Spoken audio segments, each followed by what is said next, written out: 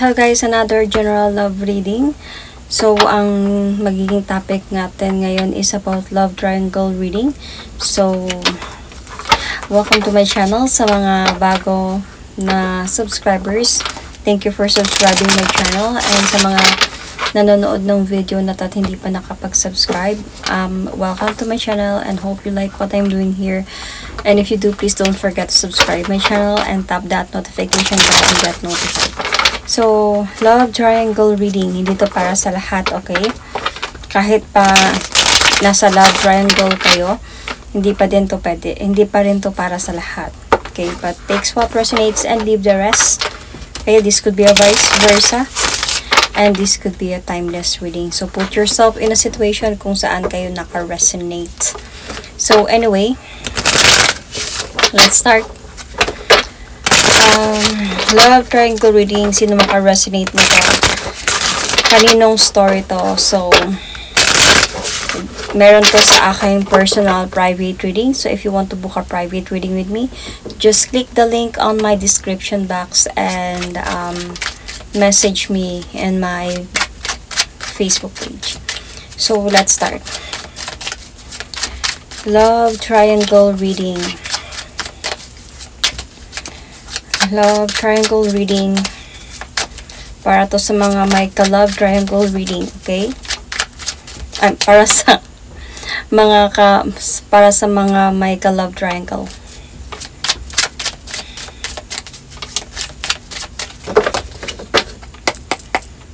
So,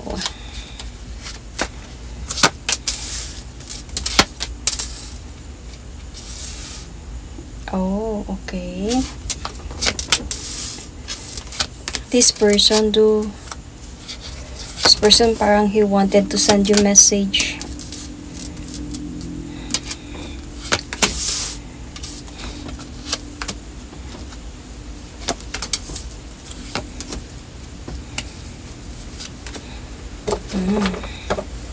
So anyway, what does your person feel about you? So he or she felt like he wanted to talk to you. Parang gusto niyang kausapin ka. Might be to talk to you. Let's see. Let's clarify.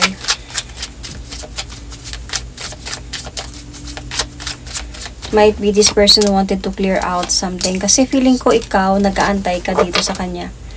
Kaya, alam niya. Kumbaga, alam niyang naghihintay ka sa kanya. And, feeling ko nasa point din na parang gusto niyang maayos kayong dalawa. Or sabihin natin na bumalik sa'yo, mag-offer sa'yo ng new beginning. Kasi naghiwalay kayo ngayon. And sa paghiwalay ninyo, alam niyang naghihintay ka ngayon. Kundi naghihintay ka sa sagot niya, naghihintay ka sa... kasi umalis siya dito nang hindi nagpaalam eh. Umalis siya dito parang... Kumbaga, pwedeng ganito. Pwedeng siguro sinabi niya na maghiwalay muna tayo, then hindi na siya nagpaalam sa'yo. Or pwede din naman to na hindi lang talaga siya nagpaalam and naghihintay ka sa kanya na kung kailan naghihintay ka sa kanya kung kailan kanya kausapin. So ito yung nararamdaman niya ngayon na gusto kanyang kausapin kasi sa totoo lang mahal ka naman talaga niya. Siguro hindi niya ginusto yung nangyari. Hindi niya ginusto yung hiwalayan ka niya. Siguro, that time, kailangan niyang gawin yun. Kasi feeling ko, nagkaroon dito ng clarity. And parang, may arguments na nangyari. And ano naman yung feeling niya dito sa other person? This other person, sa totoo lang, minahal niya to. Minahal niya itong other person na to.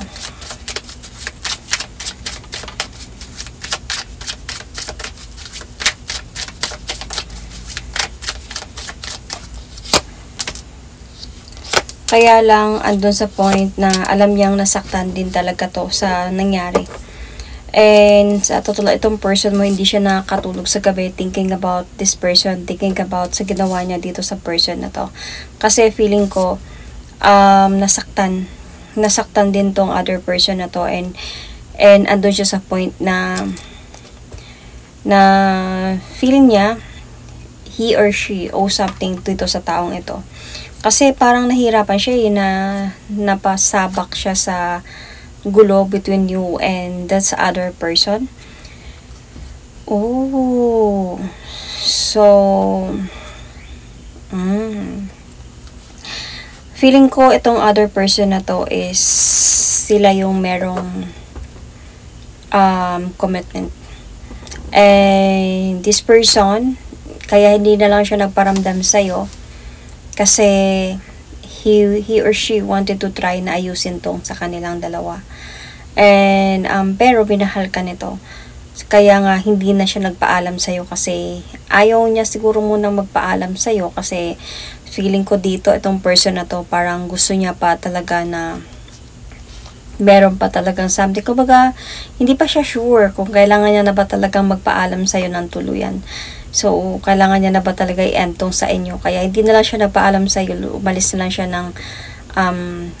ng tahimik sa sitwasyon. At ikaw, alam niya na nag-aantay ka sa kanya. So, dito sa kabila na to naman, alam niyang sobra tong nasaktan itong other person na to. So, nung nagkaroon ng clarity. So, halos hindi nga siya dito nakakatulog sa gabi. Sobrang bothered siya. Regrets could be as well. So, nakukonsensya siya sa mga ginagawa niya na siguro nadadamay yung commitment nila talaga dito. So, sobrang disappointed itong person na to sa kanya. So, what does your person want from you currently? Really, this person really want to move forward towards you, to talk to you about this. Let's see. Kasi na ano din siya sa'yo na alam niya naghihintay ka. Hindi nga, siguro sabi na natin, maybe this person ghosted you, or sadyang hindi na lang siya nagparamdam sa'yo, nagugulat ka, nag-aantay ka. See? Gusto niya talaga, namimiss ka ng person na to, and gusto niya na bigyan ka din ng clarity na talaga sa mga plano niya, sa mga ginagawa niya ngayon.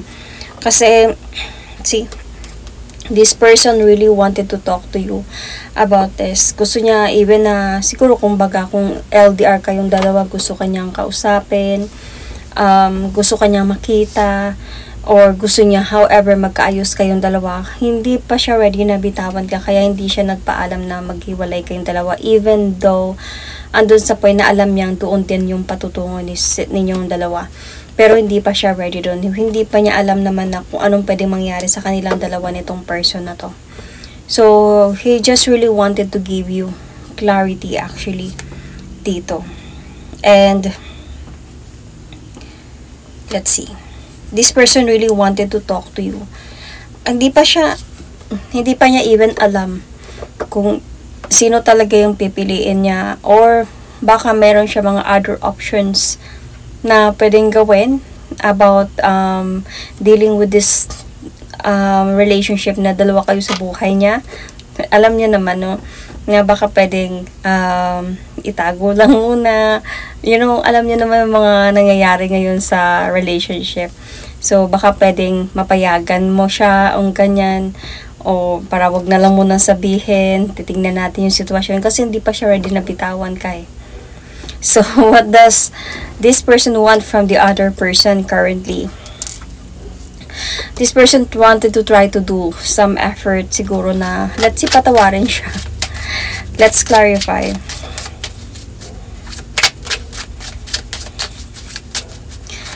What this person want from the other person currently?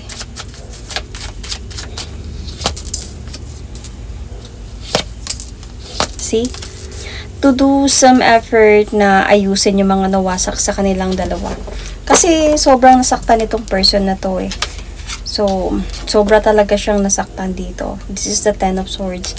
And, ngayon nga, ito yung gusto niya mangyari dito sa kanila na ayusin yung mga nawasak sa kanila, na mabalik sila sa dati. Desidido naman siya dito na maayos silang dalawa. So, he wanted to make decision para maayos na sila. Nag-e-effort siya dito. Ito yung gusto niyang gawin dito sa connection nila. And also to talk to this person as well. Na, try to siguro na kausapin siya. Try to approach this person na kung baka pwedeng maayos na silang dalawa. So what does the next 3 months hold for the both of you?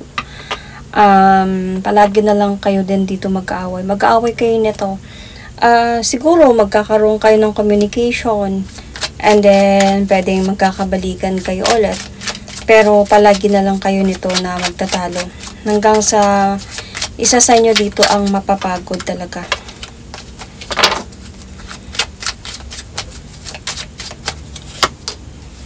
See, on and off connection. So definitely magkakaroon sa inyo dito ng communication again. Pero on and off na to, cold na, magiging cold na yung connection ninyo kasi nga ma-juggled na siya dito eh. Kasi dito 'di ba, inaayos niya. Tapos try niya ding ayusin yung sa inyo kasi hindi din siya sure na ibitawan ka na niya. Then dito ayusin niya din. So ma-juggled siya, meaning minsan dito siya sa iyo, minsan dito siya sa isa. So, ang mangyayari dito ngayon na hindi na siya talaga sobrang magpo-focus sa iyo. And mapapansin mo 'yon, of course, kaya nga palagi kayo mag-aaway nito. And then pero still syempre hindi kayo maghiwalay kasi nandiyan naman siya nag-offer pa rin siya sa iyo ng love. Kumbaga pagtatalo, normal sa relationship, magtatalo, may mga pagbabago. And isa pa dito nakikita ko na mahal mo siya. Kaya may mga times na mapapatawad mo talaga siya. And syempre pag alam mo naman, 'di ba? Lalo na pag sa lalaking part ko, this person will really going to do anything para magpakita sa iyo ng pagmamahal, sweetness, anything. Kasi mag-offer talaga siya sa iyo ng love. But then every time na mararamdaman mo siguro yung pagbabago dito. Kaya, at ito yung time na mag-aaway kayo, magiging cold siya din. Magpaparamdam na naman siya ng pagmamahal, magiging sweet na naman siya sa'yo. Para kumbaga, hayaan na lang yung mga nangyari. Kasi nga, tatago niya to, diba? Sabi ko kanina, may plano siya na hindi ka niya bibitawan. May plano siya na baka sakaling papayag ka na itago muna, ganyan-ganyan mga bagay. Pwedeng mangyari to the next 3 months. And dito na nga sa point na ganito. And hanggang sa I think one of you will just really wanted to walk away calmly and to move forward. I think this is you. Yet dahan-dahan to. Hindi to sabihin na biglaan na lang nawawala. Dahan-dahan to until sa parang makakaramdam ka na just really want my freedom, but then hindi to madali sa'yo kasi mahal mo din naman kasi siya, and nagpapakita din to siya sa'yo ng pagmamahal. Kaya mahirap sa'yo to na gawin na ang ganun na lang, isang click na ayoko na, maghiwalay na tayo. So hindi madali para sa'yo to. So hanggang sa aabot kayo sa point dito na minsan di kayo mag-uusap, minsan magtataka ka kasi nga bumabalik din siya dito eh. Kasi the next 3 months that holds for the both of them is ayusin niya yung sa kanila. So, kumaga magpapakita siya dito ng effort na magiging matured na siya this time, na ayusin na yung family could be. Then, sometimes dito siya sa'yo, kaya sometimes nawawala talaga siya sa'yo. So, even dito sa kanila, ayaw niya kasi na ata ng mabigat na problema. Even dito sa kanila, mangyayari pa din yun. Kumbaga, may mga, itong person na to, ayaw niya ng magkaroon sila ng, kumbaga baka may anak po sila, ayaw na siguro na palaging nag-aaway dahil sa may mga bata or may anak or something ganyan. Kasi mabigat talaga itong problema na to. And then, ayusin niya to. Kumbaga, ayusin niya yung mga hindi nila pagkakaunawaan. So, ibabalik niya yung dati sa kanilang dalawa. And, para magkaroon ng happy family again or commitment again. So, mag-o-offer pa din siya dito ng love towards this person, gaya ng pag-o-offer niya sa'yo the next 3 months. So, even the next 3 months, ganun pa din yung mangyayari. Dalawa pa din kayo sa buhay ng person na to. Anyway, I didn't mention signs, right? So, I can see sa Scorpio. I can see Scorpio sign, Aries. Hindi na ako magtaka. Aquarius, I can feel here on your person side, okay? Sagittarius, Leo, Gemini, Capricorn, Virgo, Sun, Moon, Rising, Venus. Anyway. So, how will your communication flow be? See. Maano na kasi yung mata ko. Okay, I can see here that matutuldukan talaga tong connection ninyo na to. Or sabihin natin yung communication ninyo is they're going to have a lot of judgment here. So, there is a possibility during this time, may mga nalalaman na, may mga nagsasalita na, may mga nagpaparinig na, kasi may mga judgment na dito from the other people. Might be from the family, from friends. So, ito yung nagiging part ng communication. Kaya palagi kinag-aaway na nitong dalawang ito. So, there is a possible na alam mo to. Okay? So, and this could be sabi ko, this could be vice versa, okay? Pero sa reading na to, you are the other person. So, but this could be vice versa. Remember. So, dito sa reading ko lang para hindi tayo malito. Alam mo na meron siya. And there is possibility pumayag ka. Dahil sa mahal mo, hindi mo kaya, hindi mo siya matiis, mahal mo siya at maniniwala ka sa mga pangako niya sa'yo. Isa na din yun. Kaya yung communication niyo dito is a bit, may mga judgment sa around you, around the relationship, and both of you, sa inyong dalawa din. So, example, nag-aaway kayo dito ang dalawa, so may mga masasakit na salita na nabibitawan dito, na ikaw naman kasi pumayag ka, kasalanan, mga ganong mga bagay, di ba, paggalit na, paggalit na yung isa't isa, mga ano-ano na yung mga lumalabas, diba? So, minsan katotohanan na yung lumalabas. So, there's a judgment na dito. Ito yung ganito kayo nakikipag-communicate pag nag-aaway kayo. So, anyway, will this person commit to the other person? Will this person let this other person go? Of course not. Hindi niya to bibitawan. Babalikan niya nga to eh. Ayusin niya to. Hindi niya bibitawan to.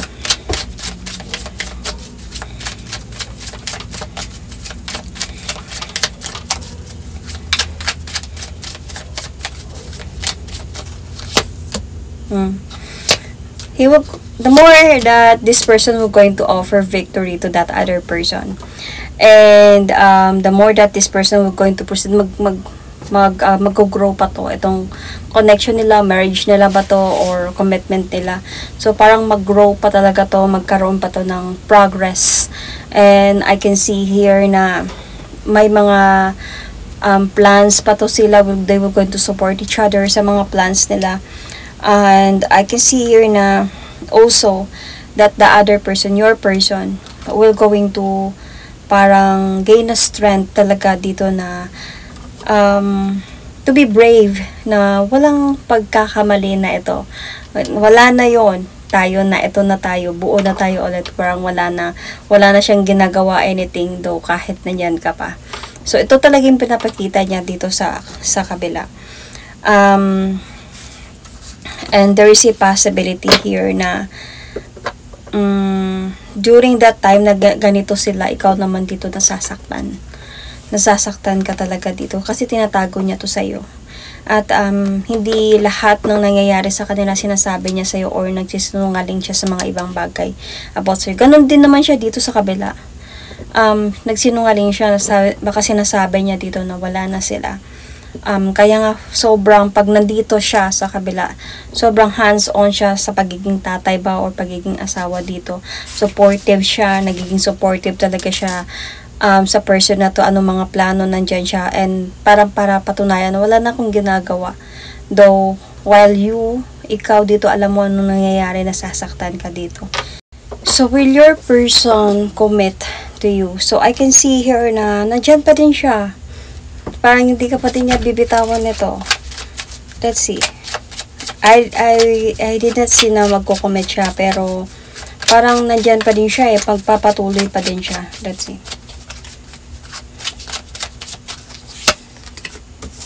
Okay. Oh. Ay,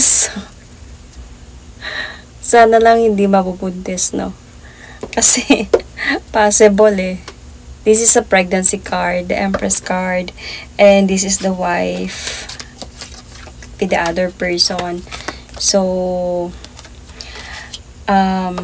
magkakaroon, itong connection ninyo dalawa, magkakaroon to ng unsureness talaga. And magpapatuloy pa din talaga siya magsisinungaling dito sa'yo at magsisinungaling dito sa kabila. The more talaga dito na feeling ko, I think hindi naman siguro possible kasi na-mention ko. So, pero hindi to para sa lahat, okay? It doesn't mean na ito nakita ko, ito mangyayari.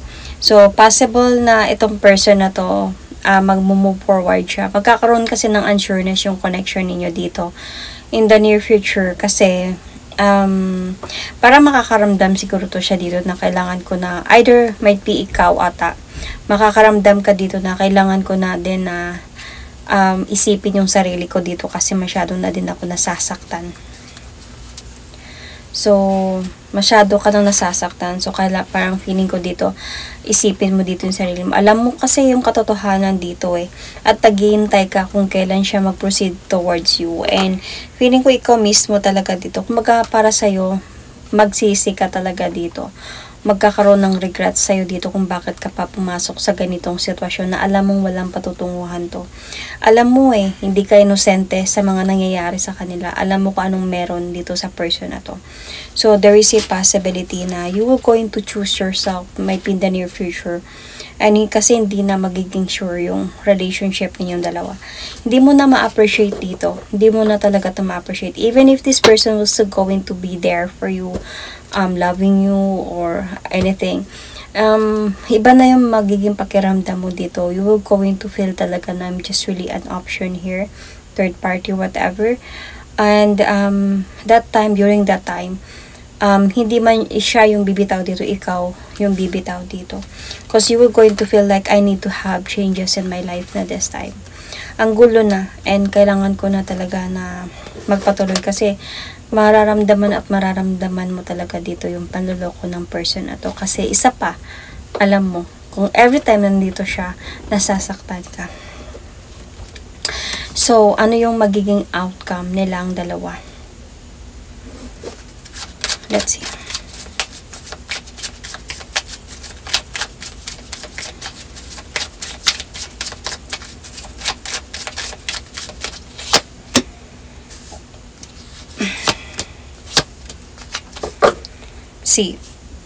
Dito sa kanila, yun pa din, may mga magkakaroon sila ng mga plano sa buhay, and magpo-focus din siya dito, lalo na pag meron silang responsibility ng person na to.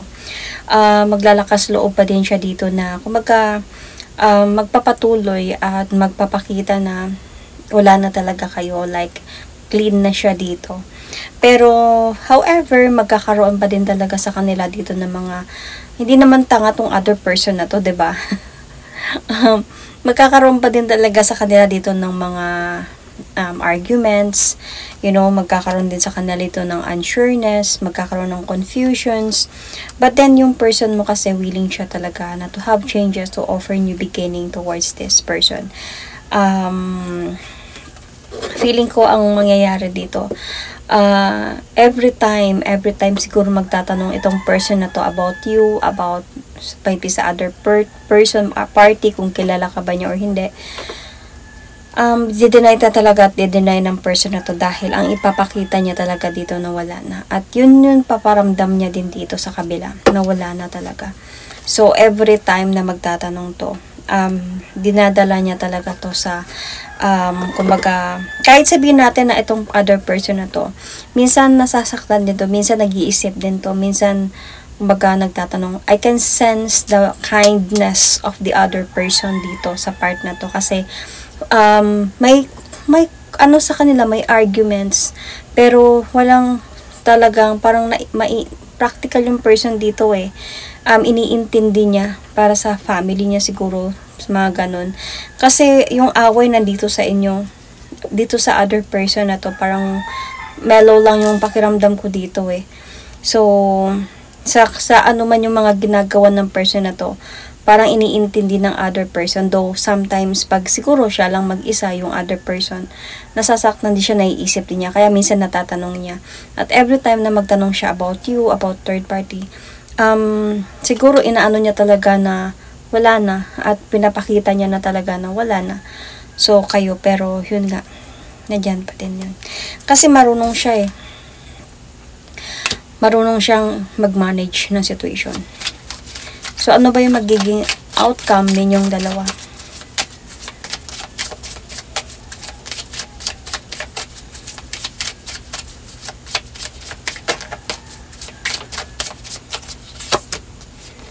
So, yung magiging outcome ninyong dalawa dito is wala na. Kasi alis ka dito eh. Maglalayo ka. Kaya magpo-focus na nga siya dito. Eh, nakikita ko dito sa outcome ninyong dalawa, wala na ako nakikita. Changes from your person talaga na dito and towards the other person. I can see sometimes this person will going to ask about you, will going to stalk.